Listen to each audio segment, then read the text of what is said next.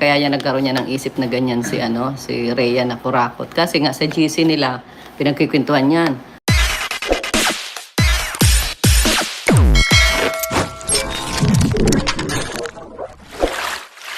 Okay guys, isa na muli mapagpalang umaga, tanghali, gabi po sa inyo lahat. Sana po ang lahat ay nasa mabuting kalagayan at ligtas po sa anumang kapahamakan. Sana po kayo dako ng mundo naroon. Ako po muli ang inyong lingkod, Maestro 21 TV. At sa ating video ngayong araw na itong mga kalingap ay tayo muli po ay magbibigay ng ating panibagong reaksyon tungkol nga po dito sa naging live po ni Ate Edna. At dito mga kalingap ay ni-real talk po niya ang mga sponsors. Sponsor po ang dinali po dito ni Ate Edna mga kalingap. Okay, ito ay bunsod po doon sa naging kontrobersya o naging issue po.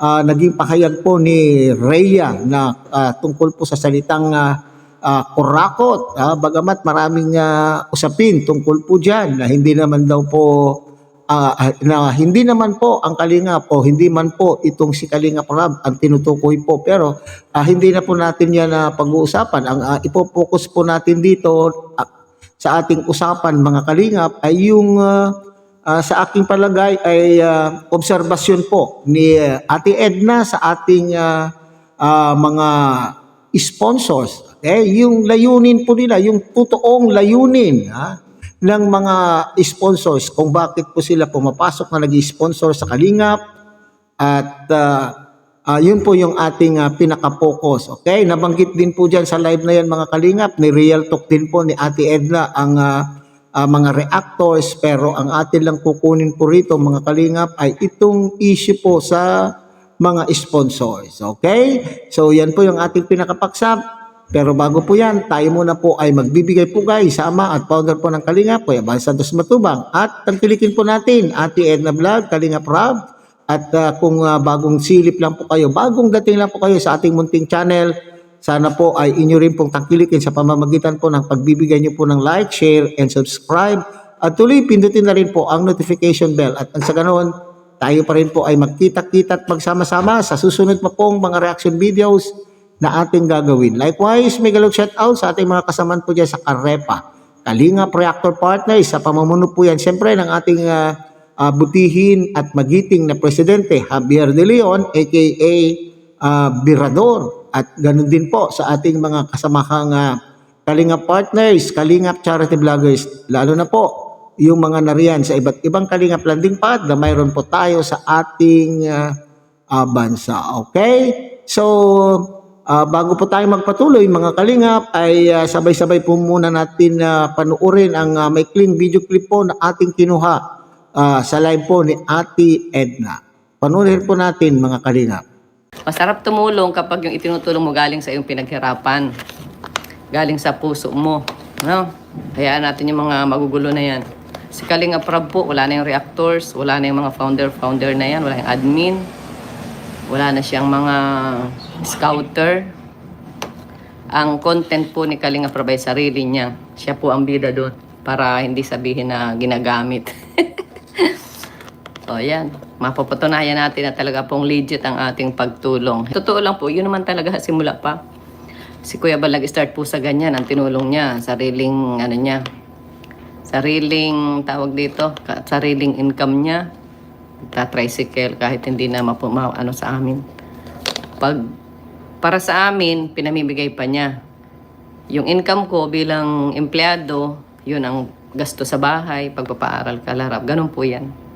Pero dahil masaya siya sa kanyang pagtulong, hinahayaan ko na lang po para gusto kasi niya, busy siya. O sige. Ngayon po, lumaki yung kanyang programa. Dumami yung sponsors kasi may mga nakakakita ang mga sponsors. Nung una, okay. Kasi mga sponsor, mga legit talagang nagbibigay. Unti-unti, nagkaroon na po ng mga channels. Nagkaroon na ng mga admin, may mga channel din. At dumami po. Ay, alam mo na, syempre, content po yun. Hanggang nangyari, Kuya Bal, ma-vlog ako. Kasi yung kikitain ko, doon sa vlog, yun ang itutulong ko. O, mali na agad. Diba, mali. Saan galing yung kita niya sa vlog? Eh di, sa Kalingap at Kalingap ang content niya. Parang pinaikot ka, ginisa sa sarili mong mantika. Hanggang yung mga views lumipat na sa kanila. yung mga sponsor na iba na walang channel lumipat sa kanila, yung mga tawag dito, mga supporters na iba lumipat na sa kanila, may mga sarili na silang community, gumagawa sila ng mga issue, nakadirect na sila sa mga beneficiaries. So, ang pinakamahirap at pinakamasakit sa mga issues nila, ang tagasagot, ang tawag doon, shock absorber. Kami, si Kuya Bal, si Rab, ang nababas. So, mali. Kaya dapat po ngayon ibaguhin. Si Kuya Bal kasi di mo po yan tawag dito. Yan na talagang gusto niya. Tumulong lang ng tumulong. Gano'n lang po yan. At yung mga, syempre lumalaki yung grupo, may mga naibibigay sila, halimbawa, siguro kay Kalinga Prab, ganyan, mga palipad, mga pinabibigay na minsan ay hindi nila nakikita sa vlog na naibigay. Ay kung ikaw ay tunay na kung ikaw ay tunay na charity at gusto mong tumulong, ganito na lang isipin mo doon. Ilan yung bahay ni Kalinga Prab na walang sponsor? Ay di isipin mo na doon na lang yun napunta. 'Di ba? Yun ang issue po ng mga sponsor na may naibigay na kaya yan nagkaroon niya ng isip na ganyan si Rhea na kurakot. Kasi nga sa GC nila pinagkikwentuhan yan. Ako nagbigay ko kay Rab ng ng ganito, ng 5,000 hindi na i-vlog, nasaan yun? O edi kinurakot siguro ganon. Meron po mga hindi na nai-vlog pero tuloy-tuloy naman yung pagtulong. Kaya kung ang puso mo ay tunay na paglingap, 'di ba? Pag ang puso mo ay tunay na paglingap, isipin mo yung sa kabuuan. Ilan yung pinabahayan ni Kalinga Prab na walang sponsor? Ilan yung natulungan na walang sponsor? Ilan yung estudyante na tulungan na walang sponsor? Isipin nyo na lang na doon yung napunta. Kasi, kaya ganun, kulang sa pansin. Ang gusto, shout out kay ganito. Kasi may mga channel na may mga channel na, di ba? Shout out kay ganito, nagbigay ng ganito. Ang purpose nila, kaya sila tumutulong na para ma-promote na yung channel, para sumikat sila at kumita din. Di ba? So yun po mga kalingap, sinasabi po diyan ni Ate Edna mga kalingap na masarap daw tumulong kung mula po sa puso. Okay? So alam po naman natin yung kwento na po yan sa mga nakasubaybay po sa buhay po, nakasubaybay po sa kung paano tumulong ang isang Kuya Bal, kung paano nagsimulang tumulong ang Kuya Bal, ay alam po natin po yung kwento na ito. History na po yan mga kalingap sa atin po na taga-subaybay po ng kalingap. Okay, yan po yung sinasabi po niya na talagang nasa puso po ni Kuya Bal ang pagtulong dahil po maski para po sa kanyang pamilya po ay naibibigay na po naitutulong na po ni Kuya Bal. Okay. So hanggang sa lumaki yung programa at dumagsa din naman po sa ang mga gusto rin makibahagi sa pagtulong. Yun po yung una ng mga kalingap So siguro alam po natin po yung mga legit. May sinasabi po dyan si Ate Ed ng mga kalingap na legit na talagang nagbibigay ng kanila pong tulong sa mga tinutulungan po ni Kuya Bal. Pero nung tumagal-tagal na po, yan na nagsimula na po ang problema. Itong mga sponsors na ito ay nagkaroon na rin po sila ng kani-kanila pong mga channel.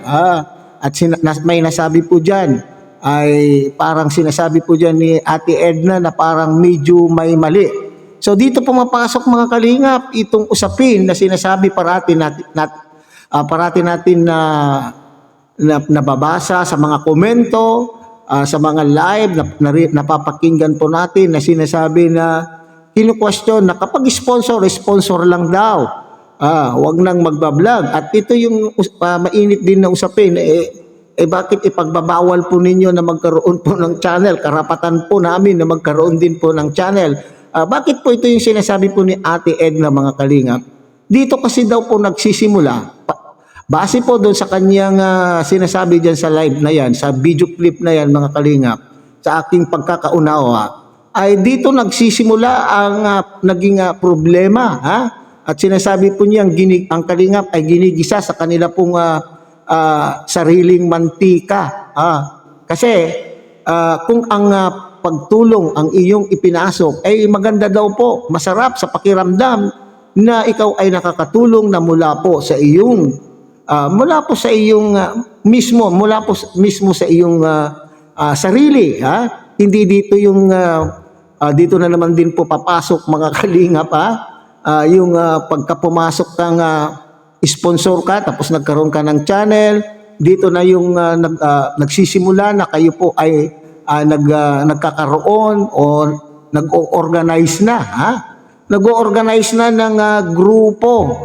Yan. Dito rin po papasok yung sinasabi po nilang collector. Doon po sa paggawa po ng grupo, hindi maiwasan. Siyempre, nandun po, nag-aambagan, kung anong pinag-uusapan, magkakaroon po sila ng GC, at doon nag-uusap-usap kung ano ang kanila pong gagawin upang makatulong. Maganda kung yan po yung usapan na magandang makatulong o ano po yung kaya po nilang ibigay upang makatulong sa mga programa po ni Kuya Bal. Okay, maganda po yan kung yan ang pinag-uusapan.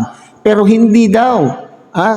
Base dun sa aking pagkakaintindi, minsan, pag naggugrupo din, doon din po nagsisimula yung sinasabi nating collection gamit ang pangalan po ng kalingap.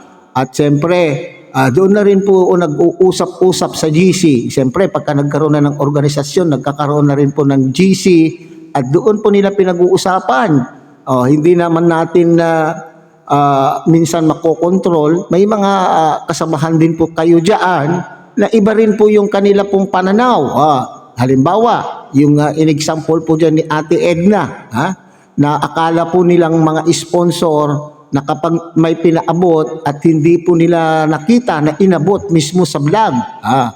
Doon din po yung pinag-uusapan o dyan din po nagsisimula yung sinasabi, kaya daw po pumasok na vlogger o nagkaroon ng channel itong si sponsor. Kapag hindi na i-shout out ay nagtatampo. Kasi kaya daw po sila ay tumutulong at nagkaroon ng channel, gusto din po nilang maipromote. At sino po yung kanila pong nakukuhang taga-suporta? Di ba mga kalingap supporter din po? Mga kalingap subscribers and supporters. Okay. Kapag mga kalingap, kapag nagkaroon na po sila ng taga-suporta, siyempre, ang purpose po din nila diyan, ang layunin din po nila diyan ay yung sila din po ay kumita. Sponsor na sila, kaya gumawa sila ng channel para din po sila kumita. Saan nagmula daw po? Saan nagmula yung kanila pong kinita na siya daw pong itutulong na pangako po nila kay Kuya Bal? Parang binabawi din po ng mga sponsors na ito ang kanila pong ibinibigay. Saan nagmula po yung kanila pong ambag, di ba? Sa mga subscriber, sa mga supporter din po na nakuha po nila dito sa kalingap. Okay. So, alright. Sumunod po natin na pag-usapan dyan mga kalingap. Bakit sinasabi po dyan yung salitang kurakot? Hindi maiwasan. Sabi ko nga, pag nag-usap-usap sa mga GC, yung hinala na bakit hindi na ibigay, kung hindi nakita po ng mga sponsor na ibinigay sa vlog, doon nagsisimula yung usapin, na ay, bakit hindi binigay? Baka kinurakot na po ni Kalingap Rab. Lalo na nga po, kaya dito na rin po pumapasok at iniiwasan ay gustong ipa-implement at gustong ipa-iwas sa mga pamilya ng beneficiaries na makasama sa GC. Na makasama sa GC kasi may influensyahan siya ng mga isipan at mga pinag-uusapan ng mga sponsors sa GC. Kaya nga po pag sinabing ganyan na nagkakaroon na rin po yung idea. Nagkakaroon na rin po yung idea kapag may direct communication ang isa sa mga pamilya o buong pamilya, for that matter, buong pamilya po ng beneficiary. Kaya nga, sinasabi po ni Kalinga Prab, at hindi lang din po si Kalinga Prab, pati si Kuya Bal, na kung maaari ay walang direktang nakikipag-communicate ang pamilya ng beneficiary sa kanila pong mga sponsor. Yan, ha? Yung sinasabi kasi ni Ate Edna, yun po yung simula. Nagbibigay, nag-sponsor, then eventually nagkakaroon ng channel at doon nagsisimula. Base po doon sa aking pagkakaintindi, doon sa sinasabi niya tungkol sa mga sponsor. Pero siguro naman po, hindi lahat. Mayroon din naman pong mga sponsors na nagbibigay, mayroon din po silang mga channel, pero mga tahimik. Sila po talaga ay tumutulong na tahimik. Kaya lamang po siguro itong mga iba na mayroong mga channel na nagtatag ng kani-kanila pong mga sariling team at sila po ay naging admin kasi nga yung layunin din po nila na sila po ay mai-promote at nang sa ganon kumita din. Magkaroon din po ng yung sinabi po natin na pera. Pera din ang pinag-uusapan po dyan mga kalinga.